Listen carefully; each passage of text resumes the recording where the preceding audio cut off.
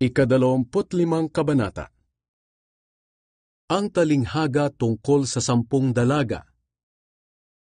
Ang paghahari ng Diyos sa araw na iyon ay maitutulad sa kwentong ito. May 10 dalagang lumabas na may dalang ilawan upang salubungin ang lalaking ikakasal. Ang 5 sa kanila'y mangmang at ang 5 marurunong. Ang mga mangmang ay nagdala ng ilawan pero hindi nagdala ng reserbang langis. Habang ang marurunong naman ay nagdala ng reserbang langis para sa kanilang mga ilawan. Natagalan ang pagdating ng lalaking ikakasal, kaya ang mga dalaga ay nakatulog sa paghihintay. Nang hating gabi na, biglang may sumigaw, "Nariyan na ang ikakasal! Halikaya't salubungin ninyo!" Nagising ang 10 dalaga at inihanda ang kani-kanilang ilawan. Sinabi ng mga mangmang sa marurunong, "Pahingi naman ng kaunting langis. Malapit na kasing mamatay ang mga ilawan namin." Sumagot sila, "Hindi pwede, dahil hindi magkakasya sa atin ang langis. Pumunta na lang kayo sa tindahan at bumili ng para sa inyo." Kaya umalis ang mga mangmang na dalaga para bumili ng kanilang langis. Habang wala sila, dumating ang lalaking ikakasal. Ang 5 nakahanda ay sumama sa kanya sa handaan. Pagpasok nila, isinara ang pintuan. Maya-maya'y dumating na ang 5 mangmang na dalaga at nagsisigaw, "Papasukin niyo po kami." Pero sumagot ang lalaki, "Hindi ko kayo kilala." At sinabi ni Jesus, "Kaya magbantay kayo, dahil hindi ninyo alam ang araw o oras ng aking pagbabalik." Ang talinghaga tungkol sa 3 alipin. Sinabi pa ni Jesus, ang paghahari ng Diyos ay maitutulad sa kwentong ito. May isang taong papunta sa malayong lugar, kaya tinawag niya ang kanyang mga alipin at ipinagkatiwala sa kanila ang pera niya. Binigyan niya ang bawat isa ayon sa kani-kanilang kakayahang magnegosyo. Binigyan niya ang isa ng 5,000, ang isa naman ay 2,000, at ang isa pa ay 1,000. Pagkatapos ay umalis na siya. Ang alipin na binigyan ng 5,000 ay kaagad na umalis at ginamit sa negosyo ang pera. At tumubos siya ng 5,000. Ganoon din ang ginawa ng alipin na binigyan ng 2,000, at tumubos siya ng 2,000. Pero ang alipin na binigyan ng 1,000 ay naghukay sa lupa at itinago roon ang pera. Pagkalipas ng mahabang panahon, bumalik ang amo nila at ipinatawag sila upang magbalita tungkol sa perang ipinagkatiwala sa kanila. Lumapit ang alipin na nakatanggap ng 5,000 at sinabi, "Heto po ang 5,000 na ibinigay niyo sa akin, at ang karagdagang 5,000 na tinubo ko." Sumagot ang amo niya, "Magaling, isa kang mabuti at tapat na alipin. At dahil naging matapat ka sa kakaunting ipinagkatiwala sa iyo, ipapamahala ko sa iyo ang mas malaki pang halaga. Halika't makibahagi sa aking kaligayahan." Pagkatapos lumapit naman ang alipin na binigyan ng 2,000 at sinabi niya, "Heto po ang 2,000 na ibinigay niyo sa akin, at ang karagdagang 2,000 na tinubo ko." Sumagot ang kanyang amo, "Magaling, isa kang mabuti at tapat na alipin, at dahil naging matapat ka sa kakaunting ipinagkatiwala sa iyo, ipapamahala ko sa iyo ang mas malaki pang halaga. Halika't makibahagi rin sa aking kaligayahan." Lumapit din ang alipin na binigyan ng 1,000 at sinabi sa kanyang amo, "Alam ko pong mabagsik kayo at walang awa.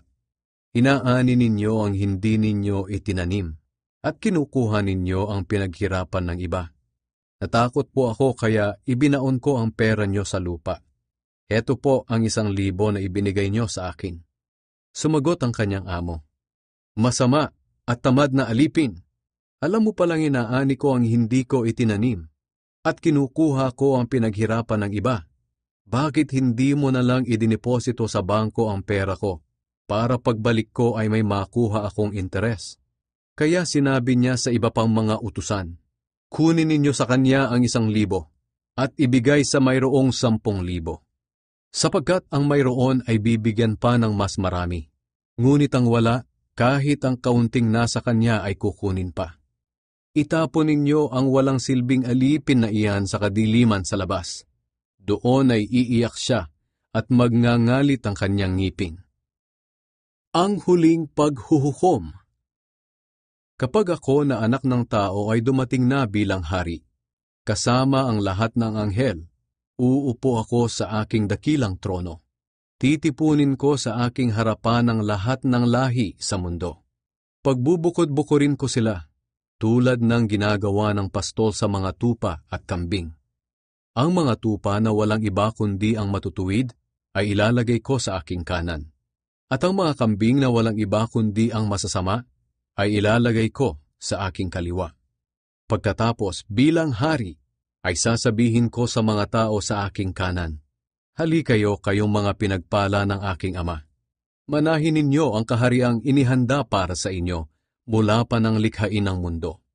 Sapagkat nang nagutom ako ay pinakain ninyo ako, at nang nauhaw ako ay pinainom ninyo.